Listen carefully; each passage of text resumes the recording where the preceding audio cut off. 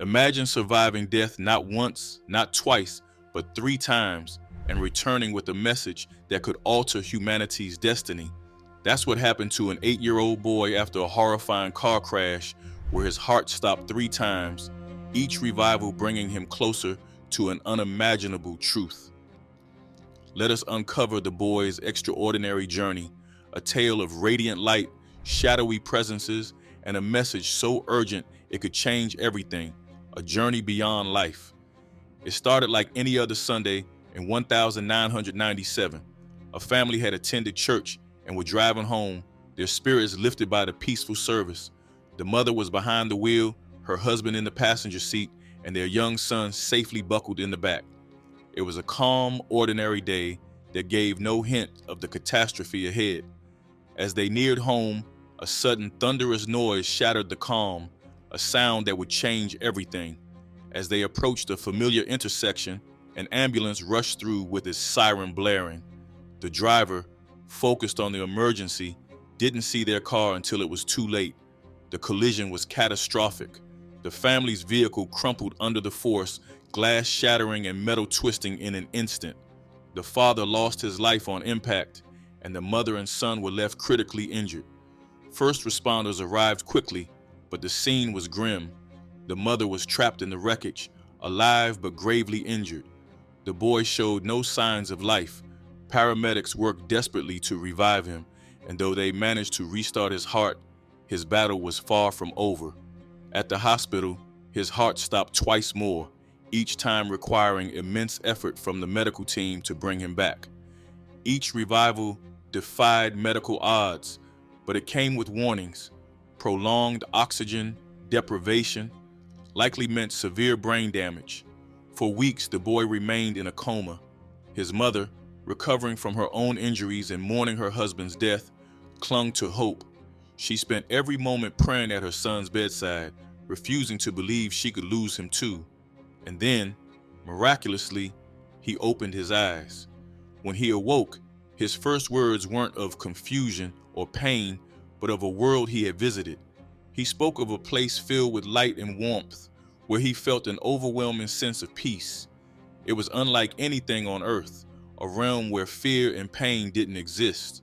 The air seemed alive, and everything around him radiated love. But his story didn't stop at the beauty of this place. He described meeting people, figures he recognized even though he had never seen them in life. Among them were 2 children. He described their features with uncanny detail, from the way their hair curled to the light in their eyes. His mother was stunned.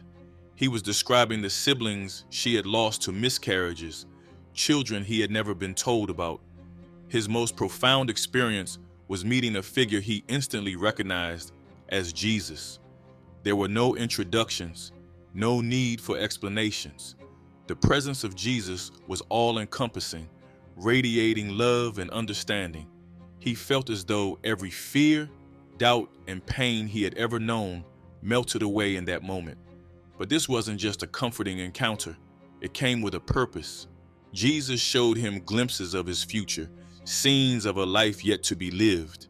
He saw himself growing older, helping others, and sharing the message he had been given. The message was clear. His life had meaning, and he had to return to fulfill his purpose. Though he wanted to stay in the radiant realm, Jesus told him it wasn't his time. Not everything he saw was peaceful. He described a shadowy presence lurking at the edges of the radiant light. It didn't come close or interact with him, but its existence was undeniable. He struggled to explain what it was, describing it as a cold and heavy force, a reminder of what could be lost.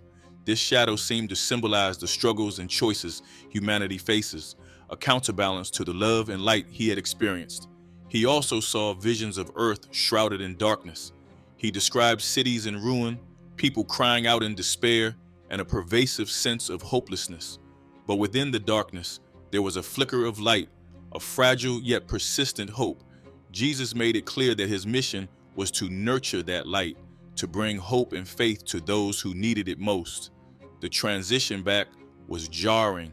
He described it as being pulled through a tunnel of light and sound, a sudden and disorienting return to his physical body.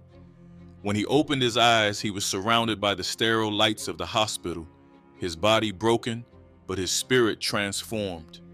His recovery defied all medical expectations. Doctors who had warned his mother of severe brain damage were astonished as he regained full cognitive function. But he wasn't the same boy who had entered that hospital. He carried with him the memory of a love so profound it defied explanation, as well as a mission that weighed heavily on his young shoulders. As he shared his story, it touched the hearts of everyone who heard it. Skeptics questioned the details, attributing his visions to the brain's response to trauma, but even they struggled to explain how he could describe his miscarried siblings or recount such vivid details with unwavering clarity. His mother found solace in his account, especially his descriptions of her late husband. He said his father was at peace, standing among the radiant figures in the light. Though the loss still weighed heavily on her, she drew strength from the knowledge that her husband was safe and that her son's survival had a greater purpose. Charlie's story left many questions unanswered. What was the shadow he had felt? Was it a warning, a symbol of the consequences of straying from the light, or something else entirely? And would the world be ready to hear and accept the message he had been given? Despite the uncertainties, one thing was clear. Charlie's experience was a testament to the resilience of the human spirit, the mysteries of life and death, and the possibility of something greater beyond our understanding. His journey continues to inspire, challenge, and comfort those who hear it, offering a glimpse of hope in even the darkest moments.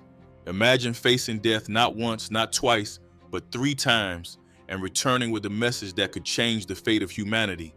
That's exactly what happened to Charlie Whitley, an 8-year-old boy whose near-death experience turned into an extraordinary story that defied medical science and left people questioning the mysteries of life and death. In 1997, the Whitley family was driving home from church on what seemed like an ordinary Sunday. The morning was calm, the roads were quiet, and nothing suggested the tragedy about to unfold.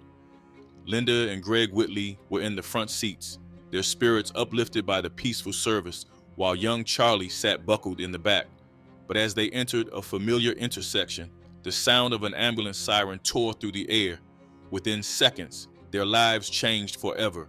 The ambulance driver, caught in the urgency of saving another life, didn't see the Whitley's car until it was too late. The collision was catastrophic. The family's vehicle crumpled under the force of the impact, glass shattering and metal twisting as their car spun out of control. When it finally came to a halt, the scene was one of unimaginable destruction. First responders arrived quickly, but the sight of the wreckage painted a grim picture. Greg had died instantly. Linda was gravely injured, pinned in the mangled remains of the car. And Charlie? He showed no signs of life. Paramedics worked desperately to revive him, but at the hospital, the news grew even darker. Charlie's small heart had stopped, and he was declared clinically dead. For Linda, who had just learned of her husband's death, the grief of losing her son as well was almost unbearable. But then, the impossible happened. Against all odds, Charlie's heart started beating again. It was a moment of hope amidst the despair, but it didn't last long. Within hours, his heart stopped twice more. Each time, the medical team fought relentlessly to bring him back, defying the limits of what they believed was possible. By the third revival, the doctors were left marveling at the resilience of this little boy who had been declared dead 3 times in one day. Even so, the challenges were far from over. Charlie's brain had been deprived of oxygen for extended periods, and doctors warned Linda that if he woke up, he would likely suffer severe brain damage. The child, she knew, might never be the same, but Linda refused to accept that. Clinging to hope, she stayed by his side, praying with the desperation only a mother could muster. Weeks passed, and Charlie remained in a coma. Machines kept him alive, but his body lay motionless. The medical staff prepared for the worst, but Linda's faith never wavered. She believed her son's story wasn't over, and she was right. When Charlie finally opened his eyes, it wasn't just his survival that stunned everyone, it was what he remembered. Charlie began recounting vivid details of an otherworldly journey, describing a place filled with radiant light and overwhelming peace. He spoke of golden streets, shimmering with a brilliance unlike anything on earth, and a warmth that seemed to cradle him in pure love. What if one moment changed everything? For Charlie, it was just the start. The dark truths hidden in the past. The golden light was gone, replaced by a darkness that was heavy and consuming. He found himself standing in an endless void, unsure of where he was or how he had arrived. The warmth and peace of the ethereal realm had vanished, leaving behind a chill that seeped into his very being. Then, without warning, the void came alive. Images began to materialize around him, flickering like a broken film reel, each more vivid and overwhelming than the last. The first scene unfolded in a barren landscape filled with the sounds of clashing steel and anguished cries. Armies charged at one another, their faces twisted with rage and desperation. He could feel the ground shake beneath their feet, the air thick with the metallic scent of blood. He wanted to look away but couldn't. Each fallen soldier, each shattered life seemed to echo within him, a reminder of the countless lives lost in humanity's pursuit of power and dominance. The scene shifted, and he was plunged into the chaos of a burning city. Flames roared through the streets, consuming everything in their path. Families huddled together, their faces streaked with soot and tears as they watched their homes crumble to ash. He felt their fear and helplessness as if it were his own. The cries of children, the anguished wails of mothers, and the hollow stares of fathers burned into his memory. It was a suffering so profound that it seemed to seep into the very fabric of time. As the visions continued, he was shown more of humanity's darkest moments. He saw the horrors of slavery, where men, women, and children were treated as property, stripped of their dignity and hope. He saw the atrocities of genocide, entire communities erased in acts of unspeakable cruelty. He witnessed famine and poverty, where countless lives were lost, not because of nature, but because of human greed and indifference. Each scene was a brutal reminder of the choices that had led humanity down such devastating paths. But it wasn't just the grand tragedies of history that he saw. He was shown smaller, quieter moments of pain. A child bullied in a schoolyard, an elderly man ignored and forgotten, a young woman crying alone in the darkness. These scenes were just as haunting, their simplicity making them all the more poignant. They were a reminder that the weight of human choices didn't always come from great events, but from the countless small actions that rippled through time, leaving scars on the world and its people. His heart grew heavier with each vision. He could feel the weight of it pressing down on him, a burden that seemed impossible to bear. It was as if he were being shown not just humanity's mistakes, but his very soul, raw and unfiltered. The pain, the anger, the fear, it was overwhelming, yet he couldn't turn away. He knew these were truths he needed to see, no matter how much they hurt. Then, amidst the darkness, a familiar light appeared. It was dim at first, a faint glimmer against the overwhelming shadow, but it grew steadily brighter. Jesus stood before him again, his presence both a comfort and a challenge. His eyes, filled with a sorrow that seemed infinite, met his, and he felt an overwhelming urge to weep. "This is what has been," the voice resonated deep and somber. "These are the choices humanity has made, the paths it has walked. Each act, no matter how small, ripples through time, shaping the world and its people." He wanted to speak, to ask why he was being shown these things, but the words wouldn't come. He felt paralyzed, trapped by the enormity of what he had witnessed. It was as if he were being asked to carry the weight of all humanity's sins, to bear them on his small, fragile shoulders. Jesus' gaze softened, though the sadness never left his eyes. You see the weight of their choices, the pain they have caused. But do you see the hope that remains? The boy blinked, confused. Hope? Amidst all this darkness? He searched the visions still swirling around him, desperate for a glimpse of light. At first he saw nothing but despair, but then, slowly, he began to notice the moments of kindness that had been hidden within the chaos. A soldier helping a wounded enemy to safety, a mother sacrificing her own meal so her child could eat, strangers coming together to rebuild a community after a disaster. They were small acts, fleeting and fragile, but they were there like tiny sparks in the darkness. Hope exists, Jesus said, his voice firm but gentle, but it is not enough to merely hope. Humanity must learn from its past, from its mistakes. Tell me, child, do you think they have? He hesitated. How could he answer such a question? The weight of what he had seen pressed down on him, making it hard to breathe. Humanity's history was a tapestry of contradictions, woven with threads of both cruelty and compassion. Could he truly say that people had learned, that they had changed? I don't know, he thought, though the words didn't leave his lips. His silence was answer enough. Jesus' expression didn't change, but there was a flicker of something in his eyes, disappointment perhaps, or understanding. The path forward is not certain, he said, his tone heavy with meaning, but there is still time to choose differently, time to heal, time to love. The words hung in the air, a challenge and a promise. Charlie felt a spark of something deep within him, a determination he hadn't known he possessed. He didn't understand why he had been chosen to see these things, but he knew one thing. He couldn't let the weight of humanity's past crush him. He had to believe in the possibility of redemption, even if it seemed impossibly far away. As the visions began to fade, Charlie felt a sense of clarity he hadn't had before. The darkness was still there, a shadow that would always linger, but so was the light.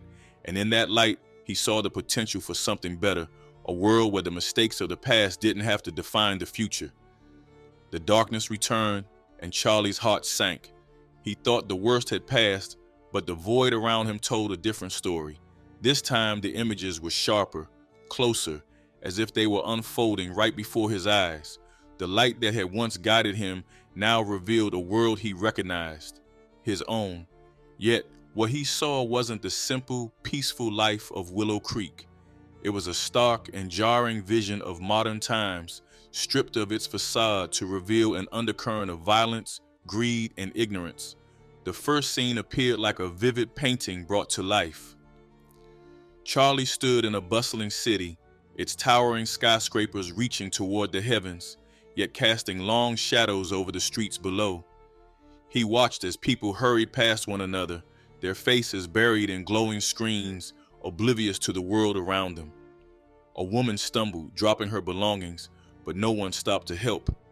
Cars honked impatiently, their drivers' tempers flaring. The air felt heavy, not from pollution, but from an overwhelming sense of disconnect and indifference. The scene shifted, and Charlie was now in a war-torn region. Smoke billowed into the sky, blotting out the sun. Buildings lay in ruins, and the cries of the wounded filled the air. Soldiers marched through the rubble, their faces hardened by conflict. He saw children hiding in the shadows, their eyes wide with fear, clutching each other for comfort.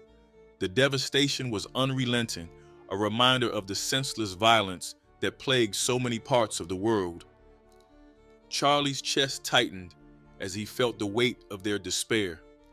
As the visions continued, Charlie was shown the greed that consumed humanity. He stood in the middle of a sprawling corporate boardroom where men and women in expensive suits argued over profits. Their voices were loud, filled with self-interest as they made decisions that would affect countless lives. He saw how resources were hoarded, how the rich grew richer while the poor were left to suffer. The gap between those who had everything and those who had nothing was glaring, a chasm that seemed impossible to bridge. The next vision was quieter, but no less disturbing. Charlie was taken to hidden places, dimly lit rooms where things were exchanged and power was bartered. He saw politicians shaking hands with shadowy figures, their smiles masking intentions that reeked of corruption. Money changed hands, documents were signed, and promises were made, all in the name of control. These were the places where decisions were made, not for the good of the people, but for the benefit of the few. The web of lies and deceit was vast, stretching across borders and affecting lives in ways most would never know. Charlie's emotions churned as he watched. Anger, sadness, and confusion collided within him, each more intense than the last. He wanted to scream, to cry, to do something to stop what he was seeing, but he was powerless, a mere observer in this grim tableau. The weight of it all pressed down on him, threatening to crush his spirit. He felt tears streaming down his face as the enormity of humanity's flaws consumed him. "Please," he whispered, though his voice barely carried in the void, "I can't take this anymore. Let me go back." The light returned, and with it the figure of Jesus. His presence was as commanding as before, but now it carried an edge of urgency. He stepped closer to Charlie, his eyes filled with both sorrow and resolve. "You must see," he said, his voice firm but not unkind. "You must understand what has been hidden, what festers in the hearts of men. Only then can you grasp the full scope of what must be done." Charlie's knees buckled, and he fell to the ground. "Why?" he cried, his voice breaking. "Why do I have to see this? It's too much. I'm just a kid. I can't fix this." Jesus knelt before him, his gaze steady and unyielding. "You are not here to fix it, Charlie. You are here to witness, to carry this truth back with you, to share it. What you do with this knowledge is your choice, but you cannot turn away from it." The boy's sobs quieted, though his tears continued to fall. He felt the weight of Jesus' words settle over him, a burden he wasn't sure he could bear. But deep within, a flicker of determination began to grow. If he had been chosen to see these things, there had to be a reason. He couldn't let the darkness consume him. He had to find a way to carry the light back with him. The visions shifted again, this time to show acts of resistance and hope amidst the chaos. Charlie saw people standing up against injustice, risking everything to fight for what was right. He saw communities coming together to help those in need, strangers offering kindness in moments of despair. These acts were small compared to the scale of the problems, but they shone brightly in the darkness like stars in a moonless sky. Jesus rose, his figure towering yet gentle. "Remember what you have seen," he said, his voice resonating with authority. "The world is not beyond redemption, but it teeters on the edge. Humanity must choose its path. You have seen the worst it has to offer, but you have also seen its capacity for good. Carry this knowledge and let it guide you." Charlie nodded, though his heart still felt heavy. He didn't know how he could carry such a responsibility, but he understood that he had no choice. The visions had changed him, and there was no going back to who he had been before. As the light around him began to fade, he felt a sense of clarity amidst the confusion. The path ahead would be difficult, but it was one he had to walk. As we continue, Charlie's visions grow more intense, and the choices he must make will shape his future, a glimpse into a future we fear. The void gave way to a turbulent landscape. The air itself seemed alive, charged with an energy that made his skin tingle. Before him stretched a horizon unlike any he had seen. Dark clouds churned, blotting out the sun, and the ground trembled beneath his feet. This was not a vision of the past or the present. It was something far worse, a glimpse into a future steeped in fear and chaos. The first images unfolded in rapid succession. Towering waves crashed against once thriving coastal cities, swallowing them whole. He could almost hear the screams of people caught in the flood, their desperate cries muffled by the relentless roar of water. Fires raged through forests, turning them into barren wastelands. The air was thick with ash, and the earth beneath it cracked and crumbled, as if it too had given up. Then came the wars. Nations rose against one another, their weapons more terrifying than anything he could have imagined.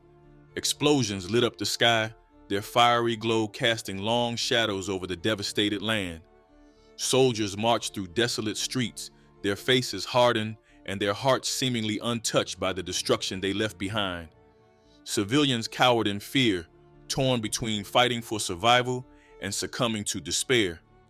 The scenes grew more personal, cutting deeper than the vast images of global destruction.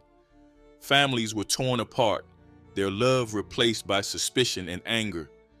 Parents turned against children, siblings against one another, each driven by fear or greed. Communities that once stood together now crumbled under the weight of mistrust. People hoarded what little they had, their desperation blinding them to the needs of those around them. The vision shifted again, showing the consequences of humanity's choices. The earth itself seemed to rebel against its inhabitants. Crops withered in the fields, rivers ran dry, and once bustling cities became ghost towns. He saw people wandering aimlessly, their faces gaunt and their eyes hollow. Hunger and thirst drove them to acts of cruelty, each trying to take from the other in a bid to survive.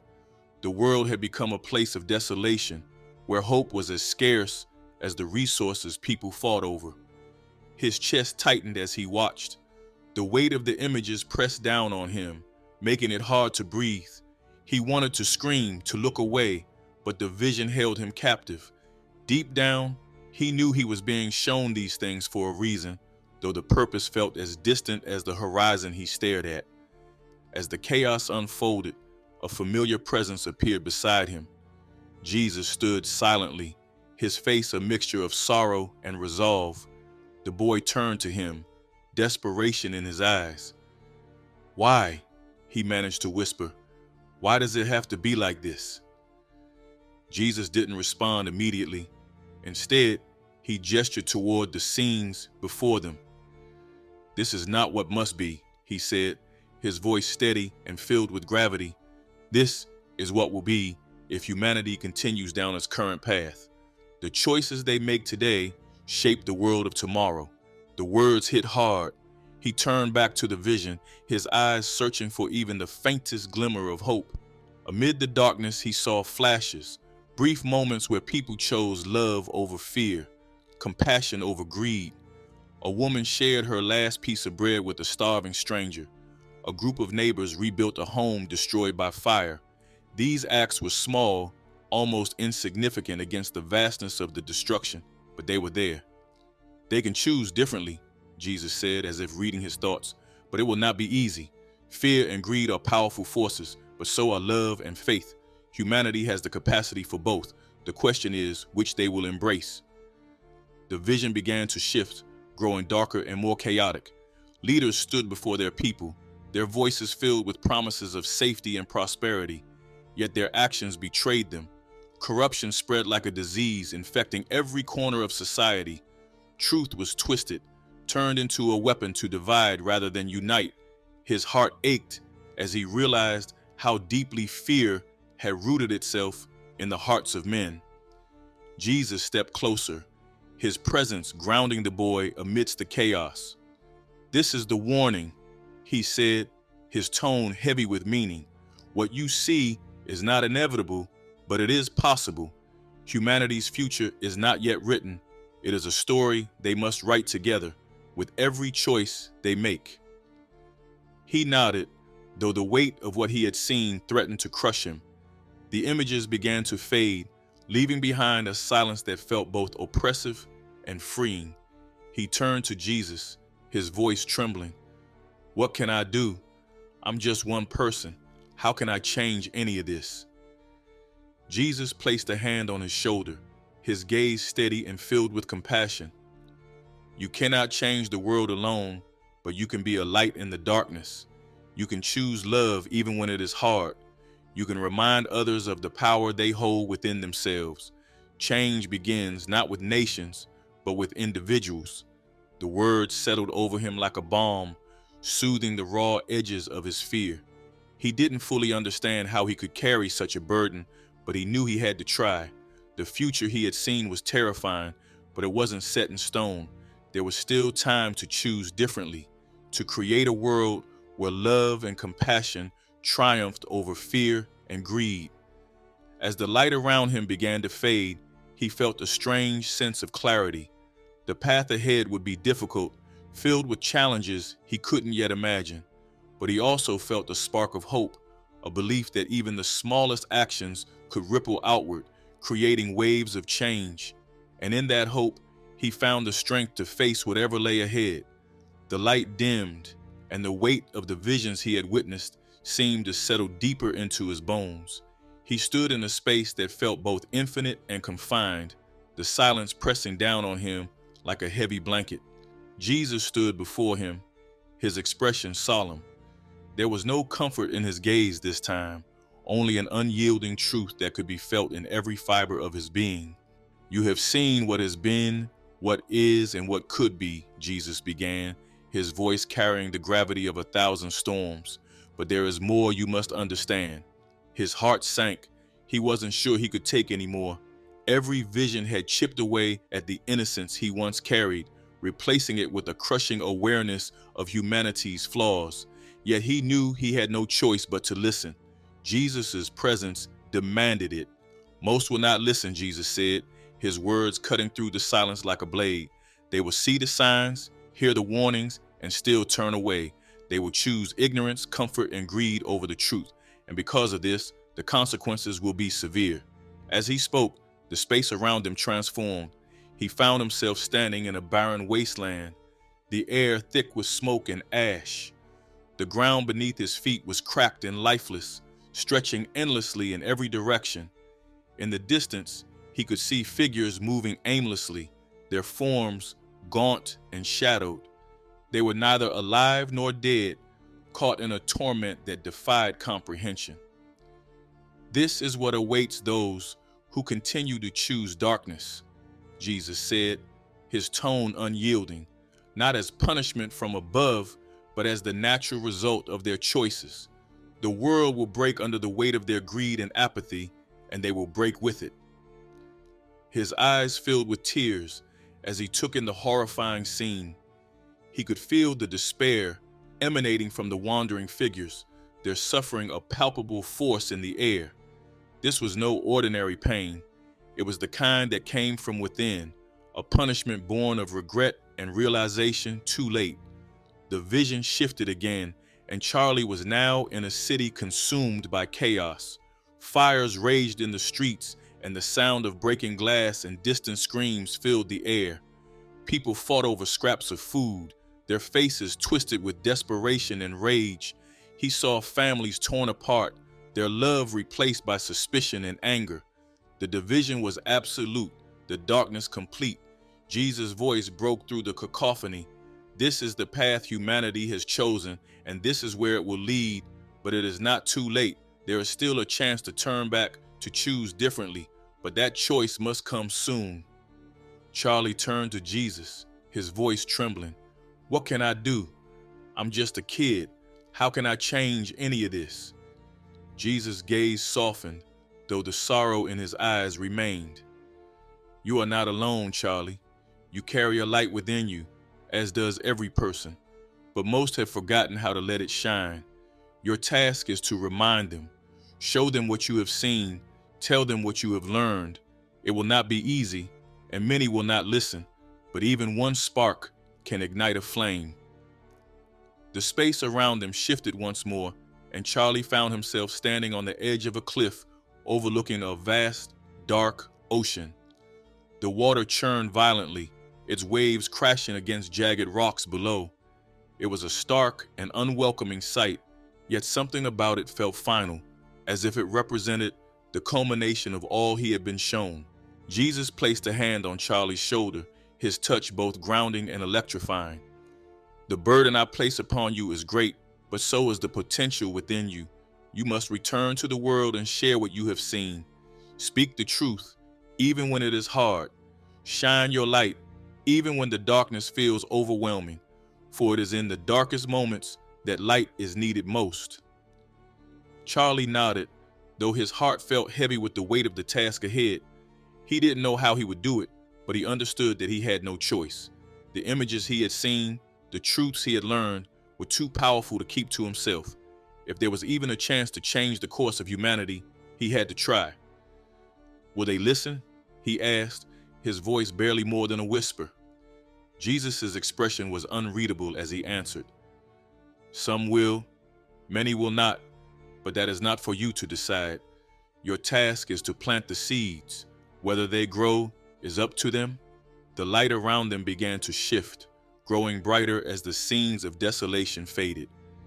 Charlie felt a warmth returning, a faint reminder of the peace he had felt at the beginning of this path. Yet, he knew that peace would not last. The world he was returning to was far from perfect, and the path ahead would be fraught with challenges.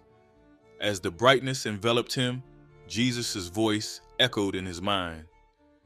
Go now, Charlie. Carry the truth with you. And remember, even in the face of darkness, there is always hope. With those final words, the light consumed him, and Charlie felt himself falling, not in fear, but in surrender. He didn't know where he would land, but he knew his purpose now. The horrifying message he carried wasn't just a burden, it was a call to action, a chance to change the world before it was too late. Charlie sees a frightening future ahead, carrying the weight of the truth as he moves forward on his path. A miracle boy faces reality. The light began to shift again, but this time it wasn't leading to another vision or revelation. Instead, it started to pull away, unraveling like threads from a tapestry. He felt the warmth receding, replaced by a growing emptiness that made his chest ache. Panic set in as he realized what was happening. He was being sent back. No, he cried, his voice trembling with desperation. Please don't send me back. I want to stay here. It's peaceful here. I'm safe here. Jesus stood before him, his expression both compassionate and resolute. Your time here is not yet, he said, his voice firm but kind. There is much for you to do in the world you came from. Your path there is not finished. He shook his head, tears streaming down his face. I can't. It's too hard. The things I saw, I can't face them. Please, let me stay. Jesus knelt down, his gaze steady and filled with understanding. I know you are afraid, but the strength you need is already within you. You have seen the darkness, yes, but you have also seen the light. Remember that. Carry it with you. It will guide you. Before he could protest further, the light around him grew blinding, and he felt himself falling. It wasn't the peaceful drift he had experienced earlier, but a forceful, almost jarring descent. The warmth and serenity of the realm he had been in were gone, replaced by a cold, heavy sensation that enveloped him entirely. The next thing he knew, his eyes fluttered open, and the sterile, white ceiling of the hospital came into view. The beeping of monitors and the hushed voices of nurses filled his ears, grounding him in the reality he had left behind. His body felt foreign, heavy and sluggish, as if he were trying to move through water. Pain flickered in the edges of his awareness, but it was dull compared to the weight in his chest. Charlie, a voice gasped, breaking through the haze.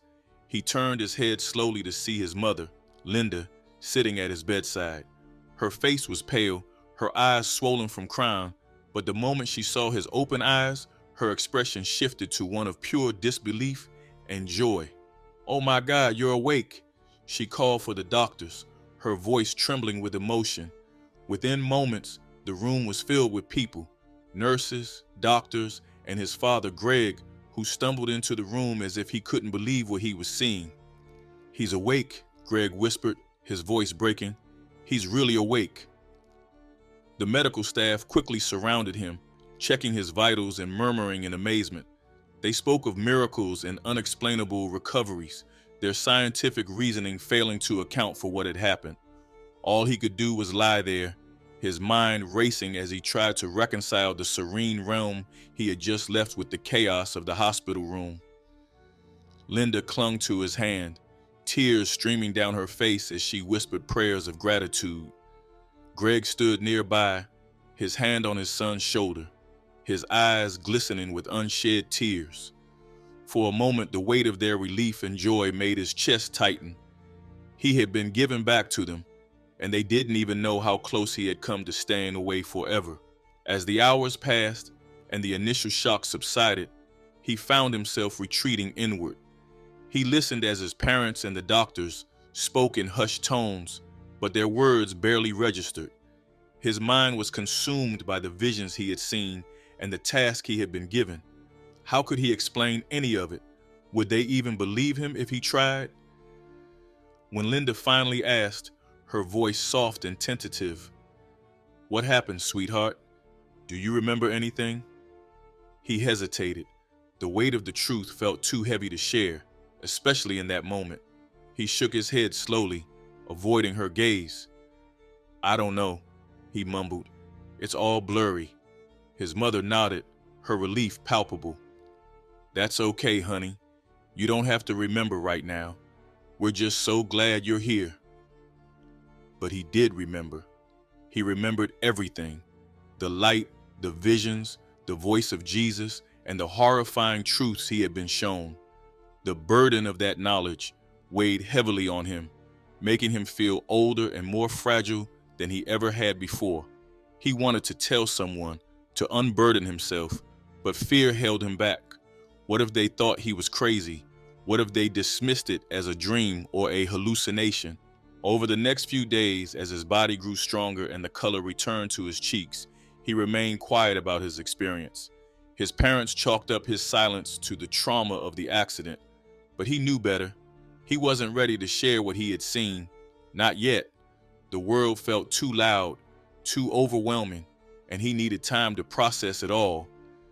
Late at night, when the hospital was quiet and the lights were dim, he would close his eyes and try to recapture the feeling of the peaceful realm. He would replay Jesus' words in his mind, trying to find strength in them. "You are not alone," he had said. "Carry the light within you." But even those words couldn't erase the fear that lingered in his heart. He knew he had a purpose now, a task that seemed impossibly large for a 10-year-old boy. And yet, he also knew that he couldn't ignore it. The light within him might have been small, but it was there, waiting to grow. All he had to do was find the courage to let it shine. The hospital room was quiet except for the faint hum of machines. He sat up in his bed, his small frame propped against a mountain of pillows. For days, he had wrestled with the weight of his experience, the visions of light and darkness, and the mission placed on his shoulders. He had tried to keep it to himself, to hold on to the peace of silence, but the burden was growing too heavy to bear alone. "Mom, Dad," he said softly one evening, his voice trembling. Linda and Greg, seated nearby, immediately turned their attention to him, their faces filled with concern and love. "There's something I need to tell you." They exchanged a glance, their expressions a mixture of curiosity and worry. "What is it, sweetheart?" Linda asked, leaning closer. He hesitated, his hands gripping the blanket tightly. He took a deep breath, summoning all the courage he could muster. "When I was gone, I saw things. I was in a place filled with light, and I met Jesus. He showed me things about the world, things about what's happening and what could happen if we don't change." The room fell silent. Linda's eyes widened, her hand instinctively reaching for Greg's. Greg's brow furrowed, his mouth opening as if to say something, but closing again. The weight of the words hung in the air, thick and undeniable. "Are you sure it wasn't a dream?" Greg finally asked, his voice gentle but skeptical. "You went through so much, buddy. It's normal for your mind to create things when—" "It wasn't a dream," he interrupted, his voice firm despite the tremble. "It was real. I saw things, terrible things, but also hope. He told me I had to share it, that people needed to know." Linda's eyes filled with tears as she reached out to stroke his hair. "We believe you, honey," she whispered, though her voice carried a note of uncertainty. "We just want to understand." Over the next few days, Charlie began sharing more of his story, piece by piece. He told his parents about the visions of humanity's darkest moments, the warnings of what could come, and the glimpses of hope that remained. Linda listened intently, her face a canvas of emotions, while Greg nodded, though his skepticism lingered. The weight of Charlie's words was impossible to ignore, even if they were hard to fully grasp. Word of Charlie's return began to spread throughout the small town of Willow Creek. At first, it was just whispers among neighbors and friends, but soon the story reached the local church. The pastor, a kind-hearted man named Reverend Thompson, visited Charlie in the hospital, eager to hear his account. Sitting by the boy's bedside, he listened with rapt attention as Charlie recounted his path. "God works in strange ways," Reverend Thompson said after Charlie finished. "Your story is a powerful one, Charlie. Perhaps it's meant to inspire others to reflect and change." Encouraged by the pastor's support, Charlie agreed to speak at the next Sunday service. The thought terrified him, but he felt a pull he couldn't ignore. When the day arrived, the church was filled with familiar faces, neighbors, friends, and even some strangers who had heard about the miracle boy. Charlie stood at the front, his knees shaking as he began to speak. He told them about the light, the visions of destruction, and the hope that remained if humanity chose love and compassion over fear and greed. His voice wavered at first, but as he spoke, a calm strength took over. The congregation sat in stunned silence, their eyes fixed on the small boy delivering such a profound message. When he finished, the reactions were mixed. Some people approached him with tears in their eyes, thanking him for sharing his experience and promising to reflect on their own lives. Others whispered among themselves, their skepticism clear. "Poor kid," one man said under his breath. "He's been through so much. Of course he's imagining things." The mixed reactions didn't stop there. As word of Charlie's story spread beyond Willow Creek, media outlets began to take notice. Reporters showed up at the hospital, their cameras and microphones creating a commotion that made Charlie feel small and overwhelmed. They bombarded him with questions, twisting his words and sensationalizing his account. "Miracle Boy claims to see the end of the world," one headline read. "10-year-old's vision, a warning from beyond," read another. The attention was suffocating. Charlie felt like his story, his truth, was being turned into a spectacle. Strangers flooded the hospital with letters and gifts, some praising him as a prophet, while others accused him of being a fraud. The weight of it all pressed down on him, making him question whether he should have spoken out at all. Linda and Greg did their best to shield him from the chaos, but even they couldn't stop the tide of attention. "You don't have to do this, Charlie," Greg said one evening as they watched a news segment about him. "If it's too much, we can tell them to leave you alone." But Charlie shook his head. "I have to," he said quietly, "even if they don't believe me, even if it's hard. He told me I had to share it. I can't stop now." Despite the pressure and the doubts, Charlie continued to speak. He shared his story with anyone who would listen, neighbors, reporters, even skeptics. Each time he hoped that his words would plant a seed, that they would inspire someone to choose kindness and compassion. And though the reactions remained mixed, he held on to the belief that his message was reaching those who needed to hear it. Late at night, when the world was quiet and the weight of his task felt unbearable, Charlie would close his eyes and remember the light. He would replay Jesus' words in his mind, finding strength in them. "Carry the light within you," he had said, and Charlie knew he would, no matter how heavy the burden became. Now, Charlie faces the results of sharing his story and the chaos that follows while his message begins to spread. The ripple effect of one boy's message. The world was not ready for Charlie's message. As his story spread, it created ripples that turned into waves, dividing communities, families, and even nations. Some listened with open hearts, their lives changed by the boy's account of light and darkness, hope and despair. They saw his story as a wake-up call, a chance to reflect on their own actions and choose a better path. Churches filled with people seeking guidance, neighbors reached out to one another in kindness, and movements for compassion and justice sprang up in unexpected places.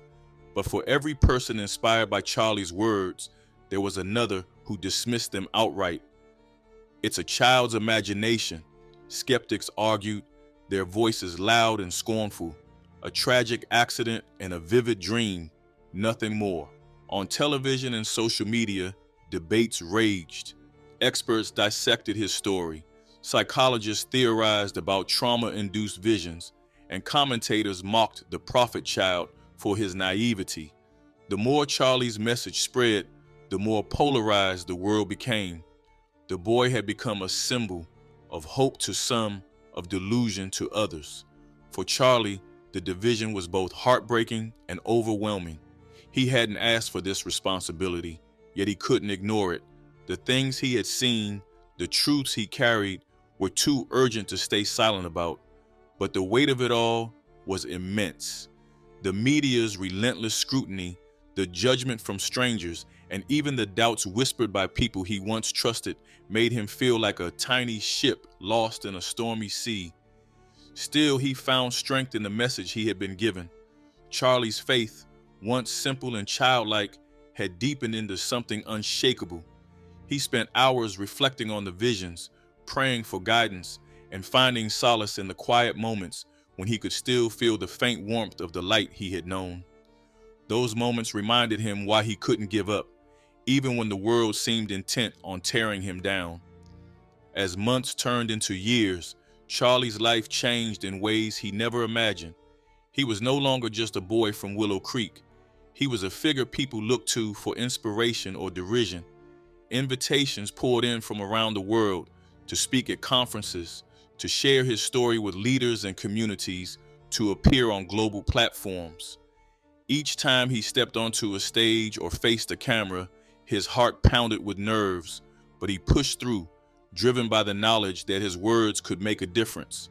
The more he spoke, the more he realized that the message wasn't just about warning people of what might come. It was about urging them to see the choices they made every day, the small acts of kindness or cruelty, the moments of compassion or indifference. Every choice matters, he would say, his voice steady despite the weight of the world on his shoulders. The future isn't set in stone. It's being written right now by each of us. Some days were harder than others. The ridicule and backlash never fully went away, and Charlie often felt like he was shouting into a void. But then there were the moments that reminded him why he couldn't stop. A letter from a stranger who had chosen to forgive someone after hearing his story. A small town that started a community garden to share food with those in need. A child who told him they wanted to grow up and help the world, just like you. The impact of Charlie's message rippled outward, but the divisions it revealed only seemed to deepen. In some places, people united in a shared desire to create a better world. In others, fear and greed tightened their grip, driving wedges between friends and families. Political leaders used his story as a tool, some embracing it to push for change, while others weaponized it to sow distrust and gain power. Despite the chaos around him, Charlie's resolve never wavered. He had seen the worst humanity could become, but he had also seen its potential for greatness. Those glimmers of hope, no matter how small, were enough to keep him going. And so he continued to speak, to urge people to choose love over hate, compassion over indifference. One evening, standing before a crowd of thousands at a gathering in a bustling city, Charlie delivered what would become his most powerful speech. His voice, though still young, carried the weight of someone far older. "I didn't ask for this," he began, his words echoing through the quiet crowd. "I didn't ask to see the things I saw or to carry this message, but I was given it for a reason, and I believe that reason is you." He paused, letting the words settle before continuing. "I saw a world divided, a world consumed by fear and greed, but I also saw hope. I saw people choosing to help instead of harm, to build instead of destroy. Those choices, those moments are what will decide our future. Not me, not some grand miracle, us, together." The crowd erupted into applause, some moved to tears, others standing in silent solidarity. Charlie's plea resonated deeply, and in that moment, it felt as if the world might truly listen. But the story didn't end there. For every step forward, there were setbacks. For every heart changed, there were those who refused to hear. The battle for humanity's future was far from over, and Charlie knew it wasn't one he could fight alone. Still, he carried on, planting seeds of hope wherever he went. As the years passed, the world began to change, though slowly and unevenly. Charlie's message became a spark for movements that challenged greed, corruption, and division. Some of those movements succeeded, creating pockets of light in the darkness. Others struggled, their efforts stifled by the very forces they sought to overcome. But through it all, the echoes of his words remained. In his final public appearance, now a young man, but still carrying the same unwavering faith, Charlie stood before a crowd and offered one last plea. "The choice is yours," he said simply. "It has always been yours. But remember this, even the smallest light can pierce the greatest darkness. Choose to be that light." The story closed with an open ending, the final chapter unwritten. The boy who had once been burdened with a message he didn't ask for had become a symbol of hope and resilience. Whether humanity heeded his words remained uncertain, but one thing was clear. His message had sparked something real, something that could grow into a force for change. The rest was up to them. Is Charlie's message truly a warning from heaven, or could it be something darker, something beyond our understanding? Could his story be a glimpse into something we're not meant to know? Tell us your thoughts, and don't forget to like and subscribe for more.